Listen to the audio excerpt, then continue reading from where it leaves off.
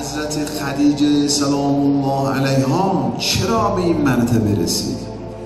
چرا به مرتبه رسید که پیغمبر فرمود خیر النساء افضل النساء؟ چرا خدیجه شد برترین زنان؟ چرا پیغمبر تا عمر داشت در یاد خدیجه گریه میکرد؟ چرا پیغمبر تا عمر داشت به خدیجه ابراز محبت میکرد؟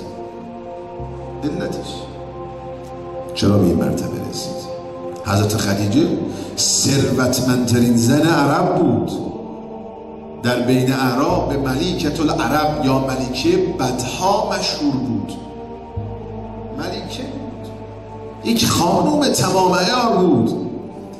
در وصف ثروتش نوشتن 80,000 شتر داشت. در وصف ثروتش نوشتن چنان خانه وسیع داشته که تمامی اهل مدینه در خانه حضرت خدیجه، تمامی اهل مکه در خانه حضرت خدیجه جمع می شدن، جا می شدن. یک همچین ثروتی، یک همچین خانوم با جلالتی که هیچ عرب ثروتمندی نبود الا اینکه به خواستگاری او رفته بود و به همه جواب داده بود. چرا حضرت خدیجه سلام الله علیها به این مرتبه رسید؟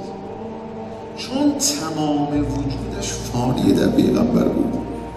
جناب ابو طالب وقتی به خواستگاری حضرت خدیجه سلام الله علیها آمد فرمود ما ثروتی نداریم، شما ثروتمندید، ما ثروتی نداریم. تا جناب ابو طالب این رو فرمود، حضرت خدیجه فرمود به برادرزاده خودتون بگویید از الان هر چه که خدیجه دارد مال او هست. هر چه که من خدیجه دارم برای برادرزاده شما هست، برای پیغمبر. فرمود برو به برادرزاده خودت بگو انا جاریتو که خدیجه زن تو نه، کنیز تو هست، کنیز تو هست. فانی بود، فانی در رسول الله. لذا فرمود ما دامت لی دنیا، اگر دنیا، اگر ملک الاکاسره، اگر ثروت پادشاهان برای خدیجه باشد اما رسول الله برای من نباشه من فقیرم.